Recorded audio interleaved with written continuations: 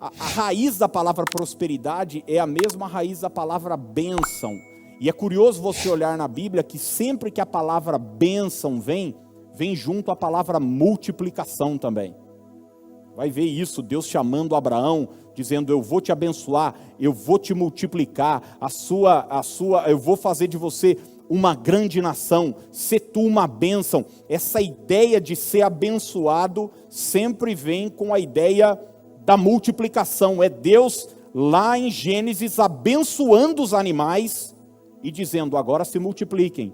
É Deus abençoando Adão, abençoando Noé e dizendo: agora se multiplique, seja fecundo, seja próspero, cresça. Deus quer que você prospere. Eu não sei se você quer.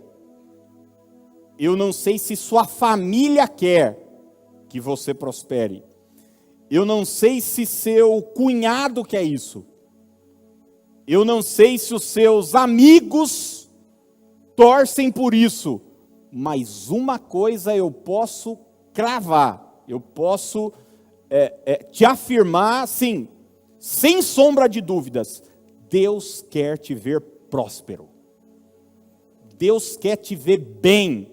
Deus quer te ver vitorioso, Deus quer te ver fecundo, Deus quer te ver dando resultado, tendo êxito naquilo que você faz, naquilo que você empreende.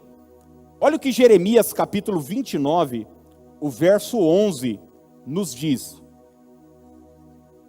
Jeremias 29, 11, a NVI traz a seguinte tradução do texto: porque sou eu que conheço os planos que tenho para vocês, diz o Senhor, planos de fazê-lo prosperar. Vamos repetir isso junto? Diga assim: planos de fazê-los prosperar e não de causar dano, planos de dar a vocês esperança e um futuro. Você já notou como muitas vezes algo ruim acontece com a gente e a gente logo diz: olha o que Deus fez comigo. Deus me colocou no deserto. A pessoa é mandada embora do trabalho. A pessoa fura o pneu do carro, fica doente e logo ela diz: meu Deus, por que o Senhor fez isso comigo? Como se o céu constantemente estivesse conspirando contra a pessoa. Como se no céu constantemente existisse uma reunião entre Deus, Gabriel, Miguel, todos os anjos lá, dizendo, acordando pela manhã: e aí, como é que nós vamos fazer hoje? Então, você vai prejudicar a vida da Fernanda, você vai acabar com Eliel, você vai lá e coloca um negócio lá no André, você vai lá e no céu, bora gente, bora, bom, nossos planos hoje estão resolvidos, vamos acabar com todo mundo. Não. A Bíblia diz que no céu existe um planejamento, no céu existe uma conspiração, no céu existe uma reunião para te fazer prosperar, para que você vá bem, para que você dê certo, para que você tenha êxito, para que você seja abençoado, para que haja um bom futuro. Deus diz: os meus planos é de fazer a minha igreja, o meu povo prosperar e não de causar dano. É interessante porque a gente foi criado muitas vezes da forma contrária. A religião, aliás, ela procura nos manter na miséria, com essa ideia do quanto pior, melhor. Muitas vezes familiares torcem contra, mas eu tenho uma boa notícia para você: o céu está torcendo por você. O céu está, eu não sei que negócio você está começando, eu não sei quais são seus sonhos, quais são seus empreendimentos, o que está no seu coração, mas uma coisa é certa, Deus quer que você prospere, Deus quer que você tenha êxito naquilo que você vai fazer. Nem sempre sucesso humano significa sucesso divino. Nem sempre aquilo que a gente acha que é bom, para Deus é bom. O mesmo Deus que diz isso é o mesmo Deus que diz: os meus pensamentos são mais altos do que os vossos pensamentos, e os meus caminhos são mais altos do que os meus caminhos. Vou te dar um exemplo. Deus me chamou para o ministério pastoral, e Deus então tem planos para que eu prospere no ministério pastoral, e daí eu me meto querendo abrir uma empresa, ou fazer política, ou fazer uma outra coisa, ou eu vou me envolver com uma ONG X e não sei o quê. Deus não me chamou para isso. Às vezes é uma coisa que Então, entenda que prosperidade bíblica sempre vai estar ligada também ao que Deus tem para a minha vida. Qual é o plano e a vontade de Deus para mim? Então é importante saber isso. Por exemplo, você vai olhar para a história de José e vai ficar muito claro que existiu uma arquitetação do céu, se é que eu posso usar essa palavra, para que José fosse próspero, para que José tivesse êxito, para que José pudesse alcançar os sonhos que Deus mesmo havia colocado no seu coração. Não é à toa que quando os irmãos de José o vendem como escravo, o vendem para uma caravana que está indo para onde, gente? Para o Egito, que é o lugar onde Deus vai exaltar José, que é o lugar onde Deus vai colocar José para governar. Então, existia um plano divino para a vida de José, e Deus queria ver José próspero. Ele teve que passar por inúmeros perrengues, mas fazia parte do plano de Deus. Ele teve que passar por inúmeras provas, mas fazia parte do plano de Deus, o preparando para colocar numa posição de destaque e de êxito. Deus queria ver José próspero. Os seus irmãos não o queriam ver próspero. A sua família torcia contra ele, tanto é que tentaram acabar com a vida dele. Mas Deus transformou o mal em bem, e eu creio que Ele vai fazer isso com a sua vida também, em nome de Jesus. Gente, para alguns isso pode parecer muito óbvio, muito tranquilo de entender. Eu não sei qual foi a sua criação, mas essa ficha demorou para cair.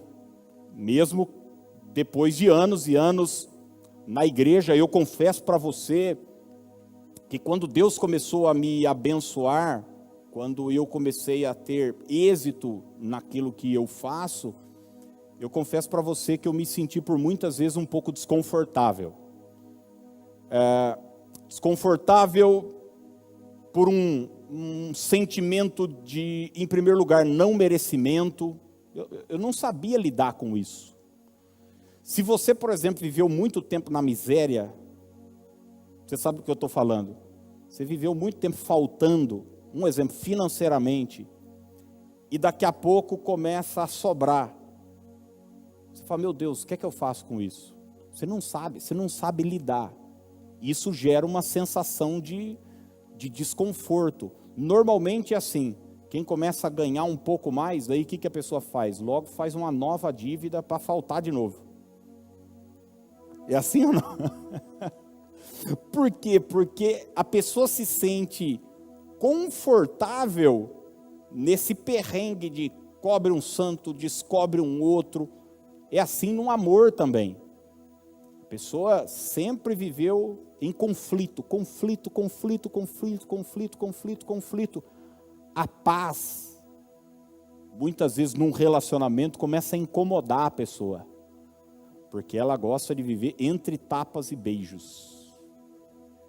Então, eu confesso para você que quando Deus começou a me fazer prosperar, eu comecei a me sentir desconfortável por um sentimento de não merecimento e principalmente preocupado com a opinião dos outros. Cara, o que os outros vão pensar? O que os outros vão falar? Durante muitos anos eu fui para a igreja a pé, eu fui para a igreja de ônibus, eu fui para a igreja com um carro 77, eu fui para a igreja e o motor do meu carro fundiu o motor.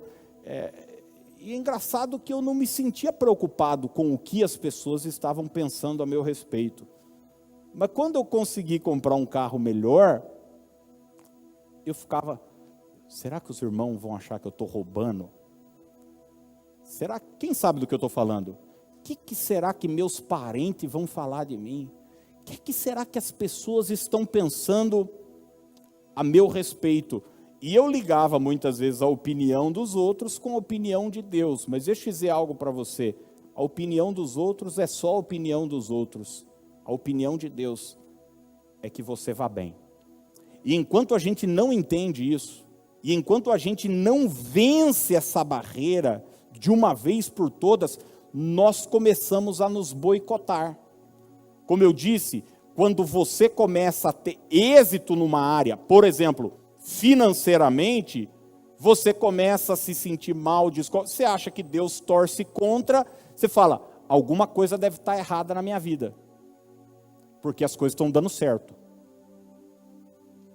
Quem, por exemplo, é viciado em culpa, sabe do que eu estou falando. Quando você começa a ir bem, você fala, não, alguma coisa deve estar errado, porque eu só me sinto bem se eu estiver me sentindo mal. Parece conversa de maluco, né? Mas não é. Mas não é. Eu conheço pessoas escravas de Satanás o tempo todo assim. Ela só se sente bem se estiver se sentindo mal. Então, ela não consegue entender que Deus a quer ver bem, alegre, feliz, próspera, triunfante, tendo bom resultado, dando certo. Mas não, ela acha sempre que a vida cristã tem que ser aquele perrengue. Muitas vezes é essa ideia fixa, maligna, não bíblica, de que Deus me quer na lama, quando na verdade Deus nos quer ver bem. Você conhece João 10:10? O ladrão, Jesus se referindo a Satanás, vem para matar, roubar e destruir. Jesus termina dizendo, eu vim. Olha o que ele está falando sobre o propósito da vinda dele na terra. Ele diz, eu vim para que tenham vida, e vida em abundância. Deus tem vida abundante para você. Olha o que 3 João nos diz o verso 2, 3ª epístola de João, só tem um capítulo, né? O versículo 2 diz assim, amado, ele começa a sua carta, acima de tudo, faço votos por tua o quê? Prosperidade e saúde, assim como é próspera a tua alma. Então, olha só o que João, o discípulo mais íntimo de Jesus, está nos dizendo, que assim como a nossa alma é próspera, porque tem gente que fala o seguinte, não, o importante é ter alegria, o importante é dormir com a consciência tranquila, o importante é ter a vida eterna. É verdade, esses valores da nossa alma, esses valores emocionais, é verdade, ser próspero emocionalmente, mas João está dizendo o seguinte, olha, eu vou além, eu faço voto, assim como a sua alma já é próspera, eu oro para que outras áreas da sua vida sejam prósperas também, e que você tenha saúde. Deus quer te ver bem. E a vontade de Deus está acima da vontade de qualquer outra pessoa. Talvez você saiu de alguma igreja, algum ministério, amaldiçoado, debaixo de palavra negativa. Talvez seu pai te amaldiçoou, talvez seu ex-marido te amaldiçoou, talvez um namorado lá atrás, uma namorada, alguém liberou uma palavra de maldição, dizendo que você nunca ia dar certo, de que as coisas na sua vida sempre iam estar amarradas. Talvez fizeram macumba para você, botaram seu nome na boca de um sapo, levar na cachoeira, trancar a rua, Maria Mulambo, eu não sei, talvez tem muito inferno está torcendo contra você. É verdade, mas o céu torce por você. E a Bíblia diz, maior é o que está em nós do que aquele que está no mundo.